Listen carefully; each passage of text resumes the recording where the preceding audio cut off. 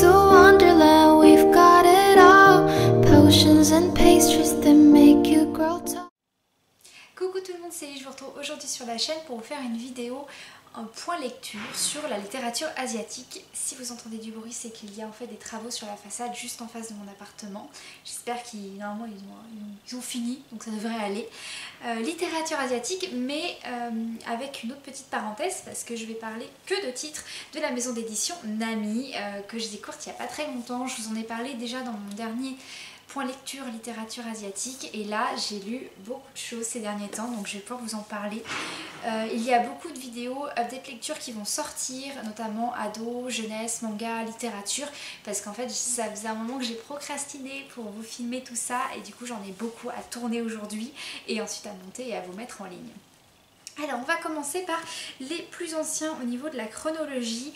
J'ai lu, je ne saurais plus vous dire du coup les mois précisément, j'ai lu Le Gardien des Souvenirs de Sanaka Hiragi, qui était vraiment une très belle lecture, j'ai beaucoup aimé. Ça m'a plus émue que ce que je pensais. Au niveau du speech, en fait on est dans un studio photo qui est tenu par un jeune homme assez mystérieux, on ne sait pas précisément qui il est. On ne sait pas comment il est arrivé là, même lui a du mal vraiment à répondre à cette question. Mais on sait juste que tous les matins, il va recevoir la visite d'un livreur, que ce livreur va lui fournir un nombre plus ou moins important de photos, de cartes. Et ce nombre va dépendre des années qu'a vécu la personne qu'il recevra dans la journée. Je me suis emmêlée les pinceaux en vous expliquant tout ça, j'espère que c'était clair. Ce jeune homme en fait va recevoir dans son cabinet plusieurs personnes qui viennent de décéder. On ne sait pas vraiment où elles vont aller par la suite, mais elles ont atterri dans ce studio parce qu'elles doivent constituer leur lanterne de vie. La lanterne, je m'explique, c'est ce qui symbolise un petit peu tout ce qu'on voit défiler en fait de notre vie quand on meurt. Et ils doivent choisir une photo pour chaque année vécue, et il y en a un bon paquet évidemment, parce qu'apparemment tout le long de notre vie, il y a une photo qui a été prise chaque jour.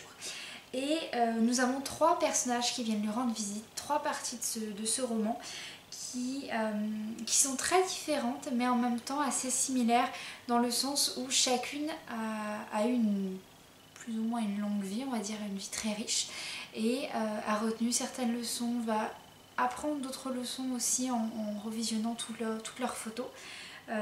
C'est vraiment quand même un très beau livre.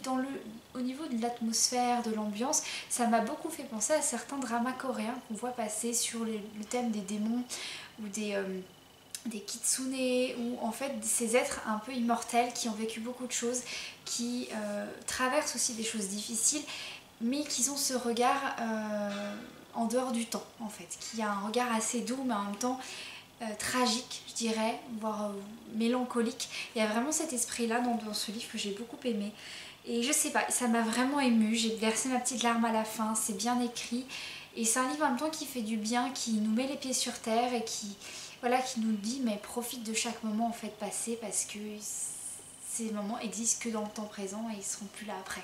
Enfin, c'est vraiment un très très beau livre avec une belle leçon, et il vous emmène assez loin. Donc là on est sur la littérature japonaise, et la suite ça sera, j'en ai qu'un coréen et après c'est aussi la littérature japonaise. Mais je vous le recommande vraiment, il est très très beau.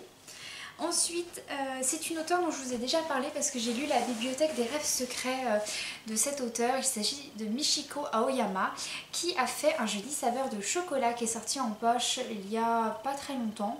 On est, pour vous situer un petit peu la vidéo, je vous filme cette vidéo, nous sommes le 10 juillet et le poche a dû sortir début juin.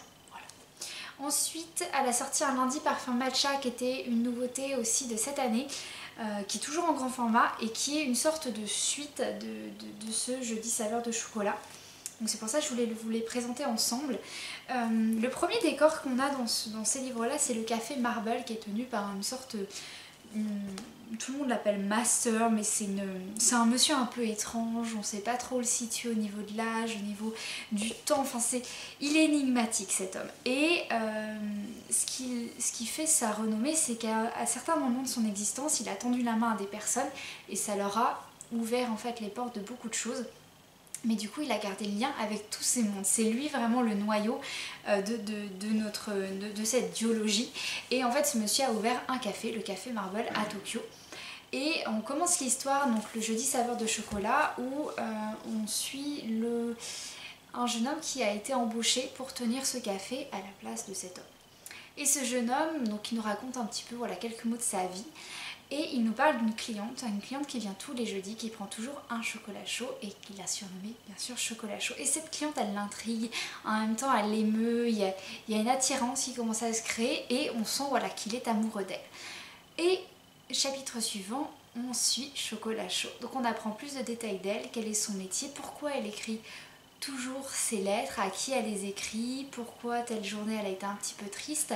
Et chapitre qui suit, on est sur une des amies de chocolat chaud et ainsi de suite jusqu'à revenir au dernier chapitre au Café Marble, à une fameuse journée, un fameux jeudi où chocolat chaud est notre, on va dire notre, comment on dit déjà, pas barman mais notre, je vais y arriver, j'ai le terme. Non, c'est pas celui qui tient, je veux dire, le café. Si vous avez le terme, ça m'aiderait beaucoup. Celui qui tient le café, voilà, on revient sur une énième journée ensemble et on voit un petit peu ce qui va se passer. Donc c'est une grande boucle en fait qui se construit dans ce premier opus où vous avez donc un premier personnage, le chapitre suivant c'est sur un des personnages que ce premier a rencontré, puis ainsi de suite. En fait tout est lié, chaque personnage est lié entre eux, chaque personne va aider une autre ou va lui apporter quelque chose et je sais pas, c'est lumineux comme histoire, ça fait vraiment du bien. On voyage aussi un petit peu parce qu'on reste pas qu'à Tokyo, pardon. Et dans ce deuxième volet, alors ils peuvent être lus séparément, mais lui va venir entre guillemets poser certaines bases qu'on va retrouver dans celui-ci, même si comme on va suivre plein de vies différentes, voilà, c'est pas forcément une obligation. Dans un lundi parfum matcha, comme vous pouvez le voir, on retrouve donc le Café Marble et on retrouve quelques-uns des protagonistes qu'on a croisés dans le tome 1, mais pas tant que ça, il n'y a pas une énorme suite entre guillemets. Et on repart pour une autre boucle qui bien sûr va avoir une fin après. Et non, c'est vraiment c'est très doux, en même temps c'est chaleureux, c'est gourmand. C'est le genre de livre où vous pouvez l'emmener dans un café, le lire et ça se finit un peu tout seul en fait. C'est un livre, une fois que vous l'avez lu, vous restez pas sur votre faim, vous n'êtes pas non plus déçu qu'il n'y ait pas une suite ou quoi que ce soit parce que c'est normal que ça se termine de cette façon et c'est normal qu'il y ait une fin en fait. Vous arrivez à laisser les personnages où ils sont. Voilà, c'est ça que j'essaye de dire, c'est que vous plongez quand même dans leur quotidien, dans un univers, mais vous n'avez pas envie d'y rester. C'est normal que vous les laissiez partir. Et j'ai beaucoup aimé ces deux histoires pour ça, parce que c'était vraiment des histoires qui vous permettent de vous poser, d'être bien un petit peu dans votre peau. C'est une belle lecture, c'est une belle écriture aussi. Vraiment Michiko Aoyama, j'adore sa plume. Là donc j'en ai lu 3 d'elle et il y en a un 4e qui normalement est sorti au mois de juin mais j'ai pas réussi à l'avoir dans ma librairie. C'est La forêt au clair de lune. J'ai l'extrait, enfin j'avais eu l'extrait par ma représentante de la maison d'édition. C'est La forêt au clair de lune. Je n'ai pas lu l'extrait parce que comme il sortait au mois de juin, je me suis dit que j'allais l'avoir en entier mais il est toujours pas arrivé. C'est un autre sujet. Mais du coup voilà, je pense que ça sera l'un des prochains que je vais lire parce que je l'attends avec impatience et j'ai hâte de découvrir ce qu'elle va nous réserver. Pour ceux qui ne le savent pas, Michiko Aoyama est journaliste et je trouve que ça se sent au niveau de l'écriture. Elle a vraiment ce choix des mots et le traducteur a fait un super boulot là-dessus. Donc je suis vraiment ravie de cet auteur et de son travail. On passe ensuite à ma lecture de cet été. Si vous m'avez suivi sur les réseaux sociaux, vous avez vu que pendant mes vacances, j'ai lu La fabuleuse laverie de Marigold de Yoon Jung-yoon. Là on part sur la littérature coréenne et ce livre était plus triste que ce que je pensais. On commence l'histoire, on apprend qu'il existe un village dans lequel on trouve des personnes ayant des pouvoirs magiques, mais des pouvoirs magiques positifs. Ils doivent faire le bien autour d'eux, il n'y a pas lieu d'inquiétude, de peur, toutes les émotions négatives n'ont pas le droit d'être dans ce village. Donc les gens qui développent des pouvoirs sont là vraiment pour aider les autres, ils doivent faire que du bien autour d'eux. Et lors d'une belle journée, on a un jeune homme qui décide d'aller se promener et lors de sa balade, il tombe sur une jeune femme un peu étrange qui s'est assoupie sous des arbres et il décide de rester à ses côtés et lorsqu'elle se réveille, c'est le coup de foudre. ils décident d'être ensemble, ils ont un enfant et cet enfant va développer 2 pouvoirs magiques. On commence tout juste l'histoire et il va se passer un drame malheureusement. Cette petite fille va pas très bien contrôler ses pouvoirs et va se retrouver aérée pendant très longtemps à la recherche en fait de ses parents, de son village, jusqu'à arriver à Marigold. Et à Marigold, elle décide enfin de se poser et d'ouvrir en fait cette petite laverie, la laverie des âmes, pour aider en fait les gens à laver on va dire les souffrances qui ont marqué leur vie et notamment leur âme. C'est un livre, je trouve, qui est porteur de beaucoup de sens parce que il revient sur tous les événements, que ce soit positifs ou négatifs, qui ont pu marquer notre vie. Quelque chose de tout bête, mais par exemple des moqueries à l'école, des mauvaises notes, comment vous vous mettiez la pression pour un travail, pour un entretien, pour passer un examen, pour avoir des bonnes notes à l'école par exemple. Tout ce qui a pu tâcher en fait marquer notre chemin de vie. Là j'ai cité beaucoup de choses négatives, mais ça peut être aussi des choses positives, mais du coup des choses que des fois on a envie d'oublier mais qui font ce qu'on est aujourd'hui. Je sais pas si ça fait beaucoup de sens pour vous.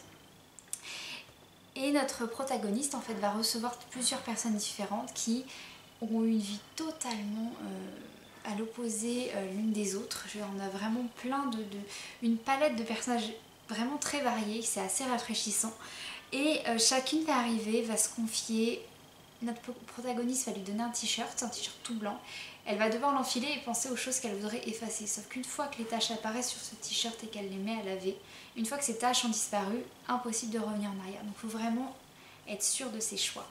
Et c'est là où ce livre, je trouve, est beau et en même temps un peu triste. C'est que ça revient sur des choses qui ne sont pas forcément agréables pour certaines personnes. Et c'est un livre qui remue beaucoup de choses, qui va forcément faire écho à quelque chose en vous. Et c'est ça qui est beau aussi, qui marche. Et qui fait que c'est un très beau livre, une très belle sortie. Je pense qu'il va beaucoup marcher pour cet été. C'est aussi une histoire qui se lit, contrairement, je veux dire, par rapport à un jeudi saveur au chocolat ou un lundi parfum matcha, où là c'est presque comme des petites nouvelles. Là on est quand même sur une histoire, voilà, avec un début et une fin, tout un déroulé, toute une avancée. On voit le personnage évoluer, on le voit grandir, en plus des personnes qui grandissent avec elle.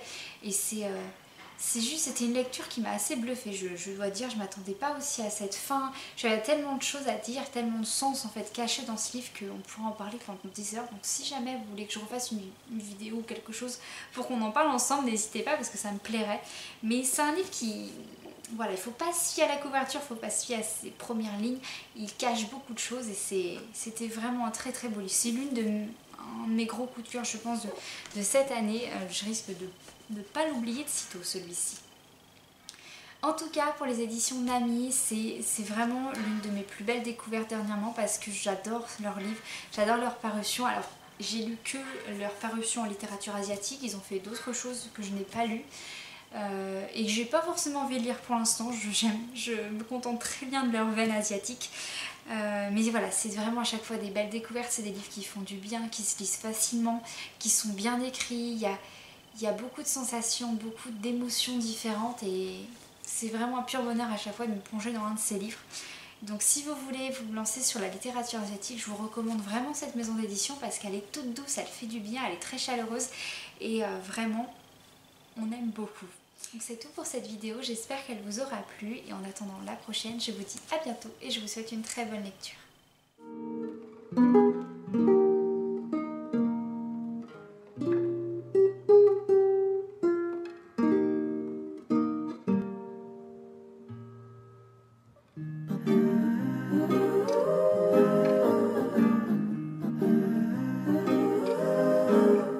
Little bread and butterflies kiss the tulips, and the sun is like a toy balloon.